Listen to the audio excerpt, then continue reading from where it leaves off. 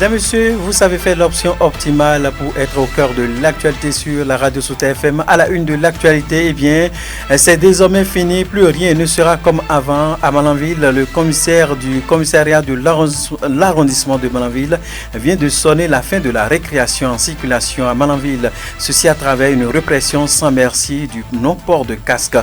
Une répression qui vise à faire habituer les usagers de la route au port régulier de casque. Ceci pour leur bien-être. Habib Hodonou, commissaire, est à suivre dans ce journal. Et puis en notre éducation, nous parlerons justement de l'évaluation pour certains apprenants, notamment dans les écoles et établissements secondaires privés sur place ici à Malanville. Cette phase a débuté il y a quelques jours. Précision à suivre dans ce journal. Pendant ce temps, la communauté internationale a célébré ce week-end la journée internationale de la fin de l'impunité des crimes commis contre les journalistes. À cette préoccupation, vous suivrez l'analyse d'un journaliste interviewé à l'intérieur du pays. Il nous apportera des éléments de réponse dans ce journal. À suivre en autre sport, cette rencontre disputée hier au stade Omnisport de Malanville dans le cadre des préparations du championnat national où Sauta FC en derby avec la Giga United a battu sans merci hier 3 buts contre 0. L'équipe venue pour la cause. Les précisions sont dans ce journal. À suivre également à la boucle. La revue de presse nationale de Lokman Orucheo, sans oublier la chronique du jour qui portera la griffe de Alassane Sanibior. C'est là pour l'essentiel en titre. Bienvenue à chacun et à tous. Sauta Midi Magazine, le point de l'actualité de la journée sur ta radio. Sauta FM, c'est maintenant et tout de suite. La journée internationale a été célébrée ce week-end, justement, la journée internationale de la fin de l'impunité des crimes commis contre les journalistes. Ainsi, ce n'est plus un secret pour personne. Il est très souvent constaté l'assassinat des journalistes dans l'exercice de leurs fonctions et pour l'utilisation de leur plume pour dénoncer les abus de pouvoir ou injustice au sein des communautés ou dans les pays. D'après les statistiques, aujourd'hui, 85% de crimes commis à travers le monde restent impunis, ce qui pousse à s'inquiéter. Et selon notre source, l'accès à l'information, la protection des journalistes reste encore des difficultés majeures. Isaac Olainka, journaliste à l'intérieur du pays, décrypte cette actualité à l'occasion de la commémoration de cette journée. Extrait de ses propos. Nous parlons de l'impunité des crimes commis contre les journalistes et les chiffres sont alarmants. 85% des crimes commis contre les journalistes de par le monde restent impunis. Et ça, c'est vrai que, en règle générale, c'est en milieu de guerre ou en temps de guerre que ces crimes sont commis. Juste parce que ces journalistes cherchent à faire quoi? À faire leur travail. C'est-à-dire chercher la vérité. Ce qui est plus grave, c'est quand ce sont ceux-mêmes qui sont censés faciliter la tâche aux journalistes. Ceux qui sont censés aider et faciliter la tâche qui constitue une entrave. Aujourd'hui, déjà, de plus en plus, l'accès à l'information est déjà suffisamment difficile. La protection même des journalistes n'est pas ce que ça devait être. Et pour en venir à notre cas au Bénin, les crimes directement commis sur la personne des journalistes, c'est vrai qu'il n'y en a pas plusieurs, mais on se souvient au moins du cas de Clément Doyon. Les enquêtes sont en cours, nous a-t-on dit, mais ça fait déjà 9 ans aujourd'hui, puisque ça remonte déjà à décembre 2015. Ça fait déjà 9 ans aujourd'hui et les enquêtes n'ont pas pu permettre de connaître réellement les tenants, les aboutissants, les commanditaires ou les auteurs de ce crime-là, mais rien ne prouve pour le moment que cela n'est pas lié à son métier. De toutes les manières, on espère bien que les enquêtes pourront se situer par la suite. Par ailleurs, pour limiter ces nombreux crimes commis contre les journalistes, surtout dans l'exercice de leurs fonctions, plusieurs défis restent à relever, notamment l'accès à l'information réelle, la sécurisation des journalistes sur plusieurs terrains. Nous en dit plus Isaac Olainka qu'on écoute. Mais ce qui est souhaitable, pour ma part, c'est que les autorités puissent offrir aux journalistes plus de protection, leur offrir plus de facilité pour l'accès à l'information même. Parce que lorsque vous avez accès à l'information, on arrive à faire manifester la vérité. On arrive à informer de façon efficiente la population. Et qu'on aide aussi, c'est la deuxième doléance pour moi, à aller vers un peu plus de liberté d'expression, un peu plus de liberté dans le traitement même de l'information. Parce que lorsque vous traitez l'information en toute conscience et en toute liberté, la population qui vous suit est beaucoup plus satisfaite. Or, quand il y a moins de frustration, il y a moins de violence. Donc je pense qu'il faut déjà prévenir ces crimes-là commis contre les journalistes parce que il ne sert à rien de laisser d'abord les hommes des médias se faire tuer et après punir ceux qui commettent les crimes. Je pense qu'il faut déjà beaucoup plus de protection pour les journalistes et cela passe par l'accès à l'information, cela passe par la liberté d'expression et cela passe par tout le pactole qu'on peut faire autour en termes de mise à disposition de ce qu'il faut pour faciliter la tâche aux journalistes. Vous voyagez, vous entrez dans une ville pour un reportage et il faut que, avec votre ordre de mission, la police sache que vous êtes à tel endroit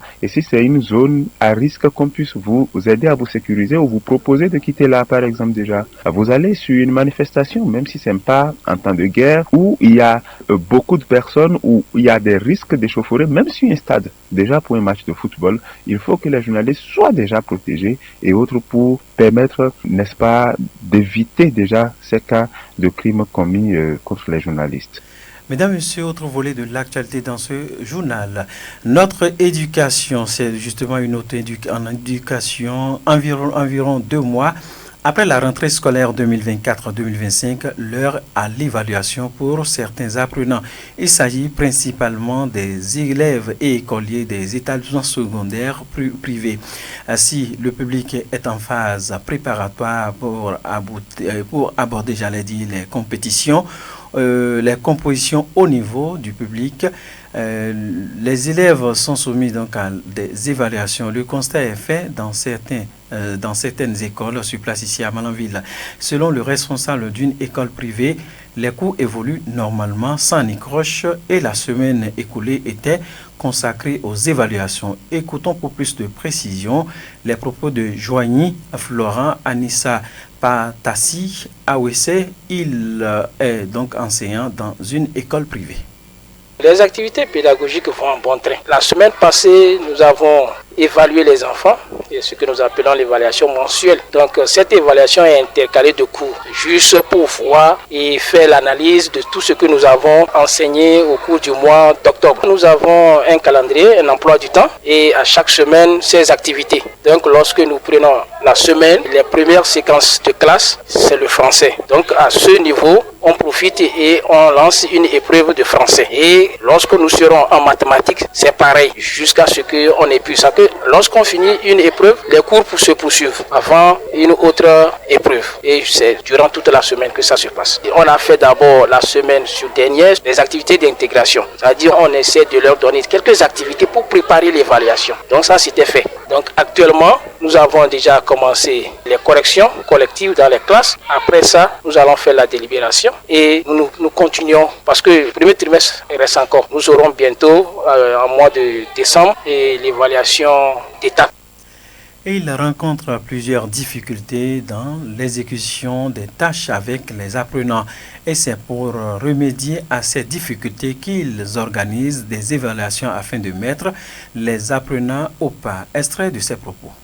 Nous sommes au début et c'est le premier trimestre et il y a des difficultés. Et c'est suite à ça que nous sommes appelés à souvent faire les évaluations. Surtout les évaluations mensuelles. D'abord, il y a les évaluations formatives qui se font tous les jours parce qu'à chaque fois, il faut demander aux enfants ce qu'ils ont assimilé auparavant et avant de pouvoir se positionner pour voir qu'est-ce qui ne va pas et remédier rapidement à ça. Donc pour le moment, je ne vais pas dire que c'est bon, mais il reste encore à faire. Tant que ce n'est pas fini, l'année n'est pas terminée, il reste encore beaucoup à faire.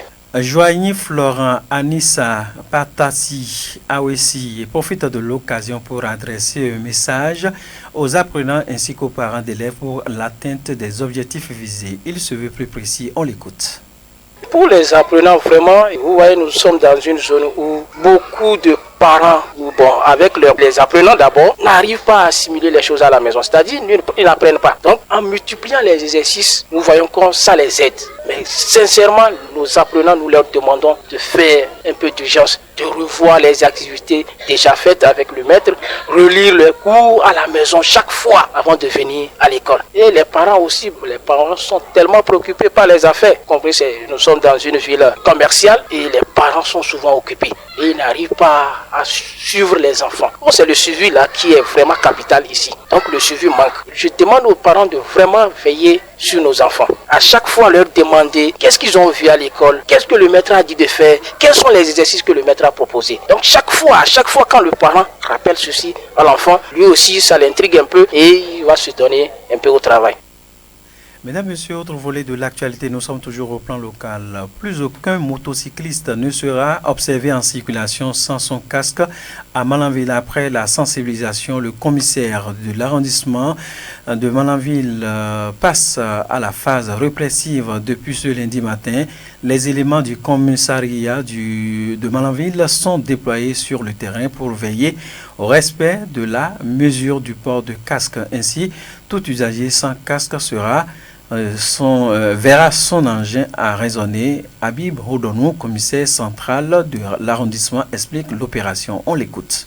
Oui, nous avons plusieurs fois sensibilisé les gens par rapport au port de casque, qui est une obligation pour tout homme à moto ou bien à tricycle. Mais force est de constater que les gens ne veulent pas porter le casque. Et suite aux instructions de la hiérarchie, et on a commencé aujourd'hui la phase répressive. Et vous n'êtes pas sans savoir que pas plus tard hier, il y a eu un accident et quelqu'un a cogné la tête contre le pavé. Et s'il avait le casque, peut-être, il serait encore en vie maintenant. Mais malheureusement, il est parti de vie autre part. Une fois encore, je demande à la population de porter son casque pour ne pas subir la répression, parce que le port de casque protège la vie de tout motocycliste et de tout homme qui conduit un tricycle. Et ils iront au trésor payer les pénalités assorties d'un reçu et ils viennent chercher leur moto ou bien leur tricycle.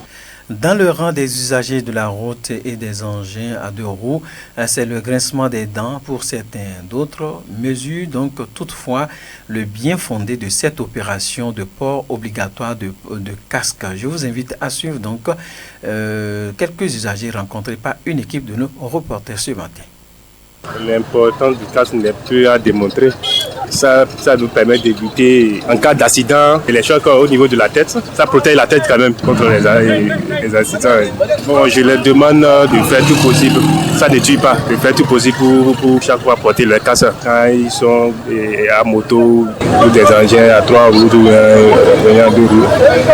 Bon, concernant les casques, sinon pour porter casque, c'est très bon pour nous-mêmes en question. C'est même pas besoin que les policiers n'ont qu'à s'arrêter avant qu'on va porter casque. Normal, ils sont là sur le terrain. Ils n'ont qu'à chercher à porter parce que c'est très bon pour nous-mêmes. C'est même pas besoin que les policiers vont nous arrêter d'abord. Mesdames et messieurs, cette session de l'information se poursuit, mais nous marquons une courte pause. Sota Info Midi, le point de l'actualité sur ta radio. Travaux de réhabilitation de la route nationale inter-État numéro 2, l'entreprise en charge de ces travaux a déjà installé son équipement, sinon ses équipements en plein cœur de Malanville. Depuis quelques heures, il s'observe la suspension du trafic sur la route inter-État de l'entrée de la ville jusqu'à la hauteur de l'ATDA. Ce tronçon est inaccessible aux usagers. À cet effet, une déviation est créée pour les usagers. Un nouveau plan de circulation auquel doit s'adapter désormais les populations. Quelques-uns se prononcent au micro de nos reporters. Non, pour le moment, on n'est pas encore adapté pour les déviations parce qu'on avait l'habitude de passer sur le goudron et voilà, maintenant, déviation a été créée. Maintenant, c'est doucement, avec le temps, on va s'adapter avec les déviations. Tel qu'ils ont créé ça, c'est trop loin et les gens n'aiment pas passer là. Ils prennent les raccourcis qui est en ville et ils gênent les gens du quartier et c'est pas normal. À propos des déviations, tel qu'ils ont fait ça, c'est un peu bon, mais les premières des choses qu'on vit, c'est compte tenu de poussière.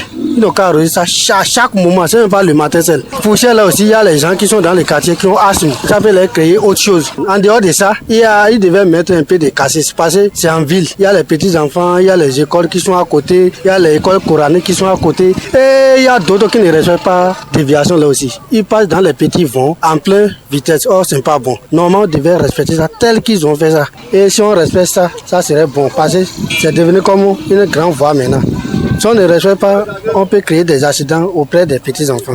Ces citoyens rencontrés profitent de notre micro pour lancer un appel à l'endroit des usagers pour le respect strict de la déviation et la société Sorobat à l'arrosage quotidien tel qu'elle le fait déjà même des déviations. On les écoute. Message que j'ai, ils n'ont qu'à respecter la déviation parce que c'est ça ils ont créé que nous allons passer. Maintenant, s'ils prennent les raccourcis, il peut se créer des problèmes. J'ai pris à la société Sorobat, ils n'ont qu'à veiller sur ça. Chaque matin, midi, soit ils n'ont qu'à nous arroser ça parce que ici à Manaville, il y a trop de poussière. Un peu de temps et la chaleur aussi, ça sèche vite quoi. Donc, ils n'ont qu'à essayer de nous contrôler ça de temps en temps pour nous arroser ça. Ils n'ont qu'à nous aider à mettre un peu de cassis pour freiner, surtout les bis là. Pour freiner, pas les bis et titans là. Les gens n'ont pas habitué dans ce sens là. Là où ils ont fait des déviations là, les gens ne connaissent pas ça. C'est compte tenu des déviations qu'ils ont commencé par passer. Donc ils n'ont qu'à nous aider à mettre un peu de cassis pour freiner les titans, les bis, surtout les bis. À l'instant, l'appréciation de quelques citoyens malanvillois sur les déviations créées par l'entreprise dans le cadre de la construction de la route inter-État numéro 2 et les doléances de ces derniers. Mesdames, Messieurs, à présent, nous dressons les tapis verts. C'est pour les nouvelles sportives ou sport, on parle donc du sport après une première défaite face à la redoutable équipe de Kebbi United du Nigeria. Les Sotaïsés ont croisé les crampons hier dimanche 3 novembre 2024 contre la Giga, donc United FC, un club du Nigeria, dans un duel infernal. Ceci dans le cadre de la préparation du championnat national. La rencontre a eu pour cadre le stade Omnisport de Malanville avec la participation effective de plusieurs fans du club du Sota FC et amoureux du Curon. Pendant toute la première partie, les deux équipes se sont affrontées, 0 but partout. Il faut dire après donc une large domination de Sota FC sur son adversaire. C'est après le coup d'envoi de la seconde partie que les carottes seront cuites avec 3-0 inscrits pour les Sotaïsés. Bref, score final de cette rencontre hier dimanche, 3-0 en faveur de Sota FC, l'équipe phare de la commune de Malanville. Qu'est-ce qui n'a pas marché en première période et qu'est-ce qui a pu marcher en seconde période avec les Sotaïsés? Je vous invite à suivre ici l'impression après match du coach de l'équipe de football Sota FC, Séverin, c'est son nom. Au niveau de la première partie, pour moi c'est le milieu de terrain qui a beaucoup prêché. Mais vous avez vu à la deuxième manche quand on a fait quelques remodelements, et ça a un peu donné, donc les enfants ont repris de la fraîcheur et subitement ils ont marqué 1, 2 jusqu'à 3 buts.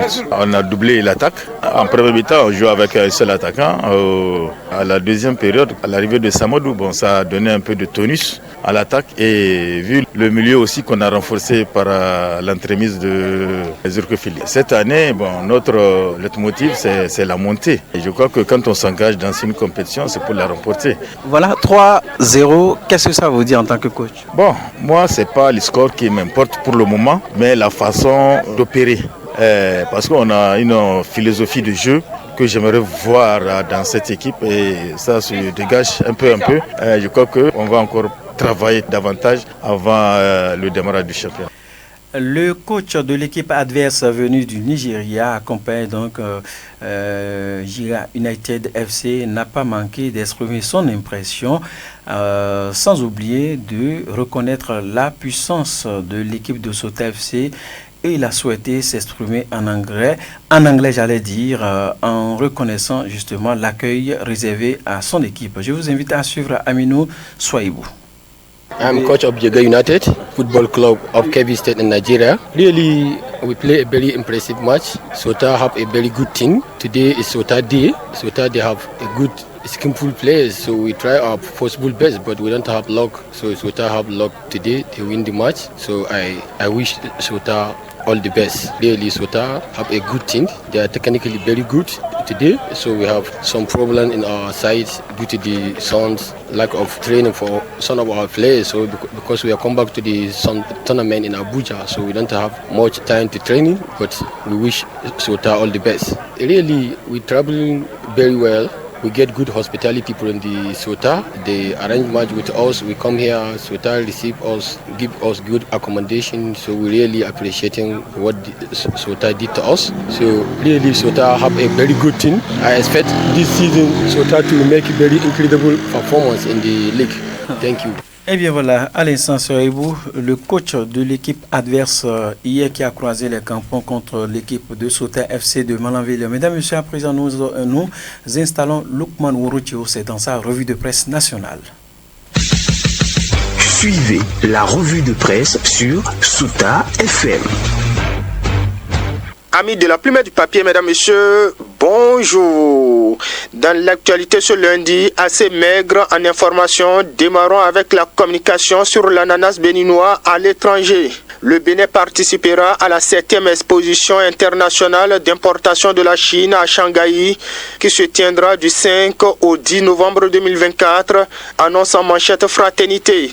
Cette foire internationale, précise le journal, attire des milliers d'exposants et de visiteurs de tous horizons. Selon la publication de Ménotin, elle est devenue une vitrine incontournable pour les pays désireux de promouvoir leurs produits sur un marché en pleine expansion. À cette occasion, Vente le Canard, le Made in Bénin est à l'honneur à Shanghai. Pendant ce temps, dans la suite, le supposé coup d'État revient dans les colonnes des parutions. Le Télégramme rapporte qu'une demande des avocats d'Olivier Bokor et Oswald Meki a été rejetée à la criette. La Chambre d'appel des libertés et de la détention de la Criette a rejeté jeudi 31 octobre 2024 une demande des avocats d'Olivier Bokor et de Oswald Meki dans le dossier tentative de coup d'État contre Patrice Talon, souligne le journal. Olivier Bokor et Oswald Meki resteront en prison jusqu'au dénouement de cette affaire, redoute mon confrère qui indique que la Chambre d'appel des libertés et de la détention de la Criette a rejeté une demande de leurs avocats contestant leur incarcération. Le collectif des avocats de l'ancien ministre des Sports et de l'homme d'affaires ont saisi la chambre d'appel de la juridiction spéciale sur le mandat de dépôt décerné contre les deux personnalités après les auditions à la Criette. Dans sa décision, la juridiction spéciale a confirmé le mandat de dépôt décerné par le juge de la liberté et de la détention le 1er octobre 2024. Olivier Bokor et Oswald Meki sont retournés en prison en attendant la fin des enquêtes dans l'affaire tentative de coup d'État contre Patrice Talon, souligne le journal. Mais les avocats des prévenus ne comptent pas s'arrêter là. Le collectif compte saisir la Cour suprême contre la détention provisoire ordonnée par le juge des libertés de la détention, annonce le journal. Alors pour le journal Soleil Levant, dans ce dossier de présumé coup d'État, le curseur est déplacé vers la Cour suprême. En attendant de connaître la suite de la démarche, le Télégramme rapporte qu'un propriétaire est condamné à 3 mois de prison pour expulsion d'un locataire. Un propriétaire de maison a été condamné à 3 mois de prison ferme après avoir été reconnu coupable d'expulsion illégale et abusive d'un locataire. Selon le journal, le différend a été déclenché lorsque le locataire accompagné de sa famille a été expulsé de son logement en pleine nuit en raison d'un prétendu loyer impayé. Le plaignant a expliqué qu'il avait cumulé un retard de 2 mois de loyer, mais qu'il disposait encore d'une caution couvrant 2 mois versés au début du contrat de location. Au cours de l'audition, il a insisté sur le fait que cette garantie aurait dû lui permettre de rester dans le logement. Et appelé à trancher, le juge a décidé de condamner le propriétaire à une peine de prison ferme de 3 mois. Et d'une affaire à une autre, cette fois, c'est 3 locataires qui sont condamnés à environ 2 millions de francs CFA par le tribunal de commerce de Cotonou. Le tribunal de commerce de Cotonou a condamné à la suite d'un procès fait septembre 2024 3 locataires de boutiques à environ 2 millions de francs CFA selon le journal qui indique que le juge a également ordonné l'expulsion des 3 locataires des lieux qu'ils louent. Et de son côté, le potentiel nous conduit dans le département du Zou.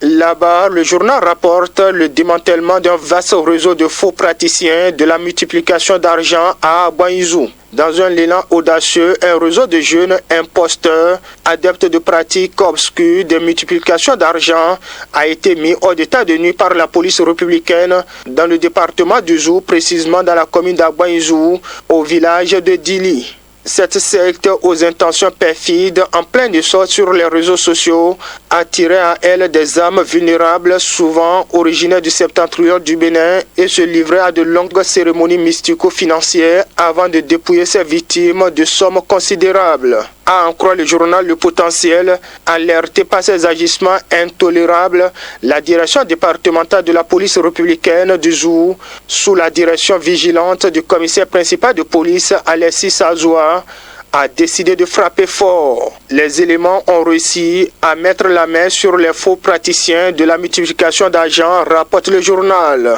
Et en autosport pour finir, le journal Le Pays émergent soupçonne une manœuvre à la commission arbitrale de football béninois. Le sifflet béninois est malade de ses hommes et de ses dirigeants actuels, se plaint la publication qui relève que l'arbitrage au Bénin est très critiqué, ceci sur toute la ligne. Par exemple, qu'est-ce qui bloque ou retarde la publication de la liste des arbitres FIFA 2025 s'interroge en manchette le quotidien pour lequel le président de la Fédération béninoise de football, Mathurin de Chacus, doit veiller au grain. Les autres détails à lire dans les colonnes du journal. Ainsi va, mesdames, messieurs, l'essentiel de l'actualité, tel que traité par les publications ce lundi. Fin de cette revue. Merci de m'avoir suivi. À demain. C'était la revue de presse sur Sota FM.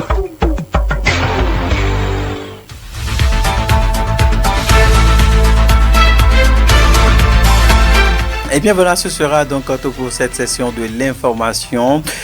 Et bien, à l'instant, Lukman Worichou dans sa revue de presse nationale, et c'est lui qui boucle ce journal. Merci de l'avoir suivi. Collaboration technique Aboubakar Dokwa, l'édition il a pour nous. Ousmane Tinola en direct pour la présentation. Bruno Gakli c'est mon nom.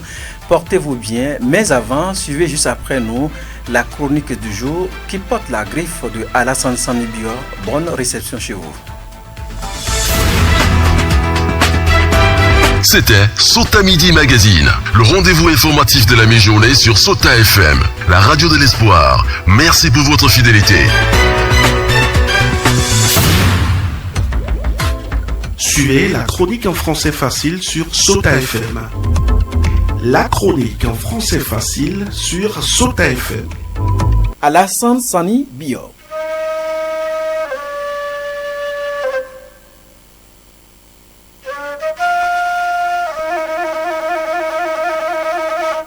La semaine du numérique au Bénin. L'événement se répète encore cette année. L'accent est mis sur les médias qui doivent en faire leur chou gras. Le jeu en vaut la chandelle.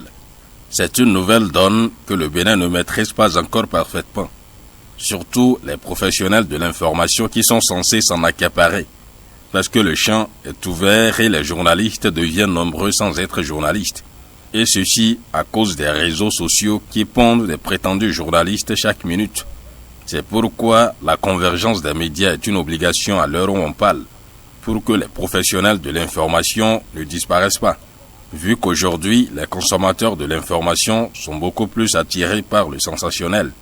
Et ce sont les réseaux sociaux qui en donnent l'occasion. Ils ont tendance à faire foi en ce qui est publié sur ces canaux, ce qui envenime la société actuelle.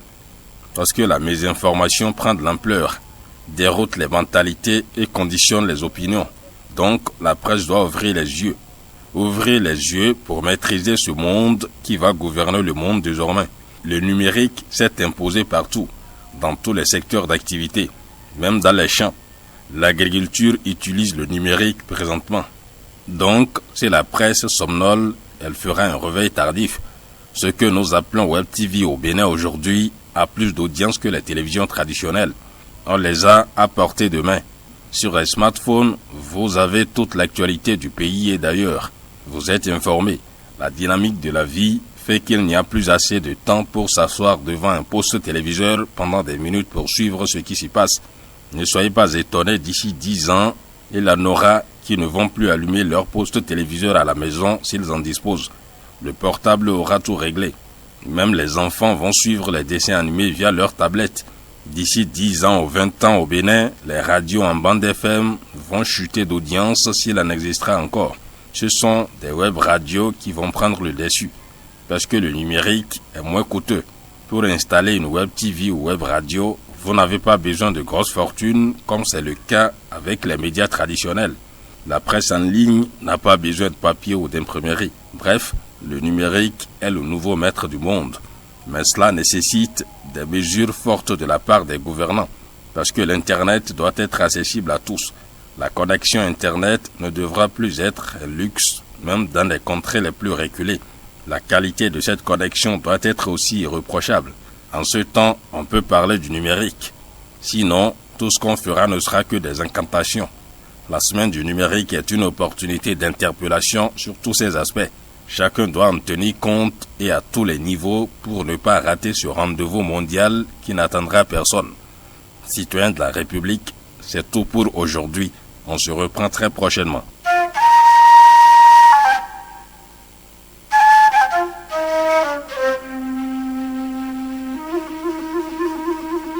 C'était la chronique en français facile sur Sota FM. Dans la Liborie, la différence a